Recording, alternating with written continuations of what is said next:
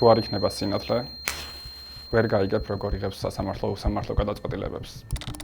თუ არ იქნება სინათლე, ვერ მოგიყვებით, როგორ იღუპებიან ადამიანები სახელმწიფოს უპასუხისმგებლობის შედეგად. ვითარება არის არასწლოვანი ბავშვი დაიღუპა. თუ არ იქნება სინათლე, ვერ გაჩვენებთ, როგორ ძალადობს სისტემა ადამიანებს.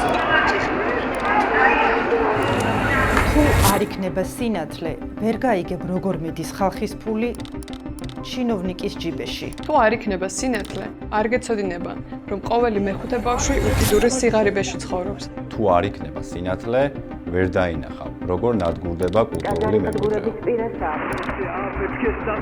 თუ არ იქნება სინათლე, ვეღარ გავიგებთ ერთმანეთის ხმას. დღეს საქართველოში თავისუფალი სიტყვა გადარჩენისთვის იბრძვის. რეპრესიული რეჟიმი დამოუკიდებელ მედიას გაქრობით ემუქრება.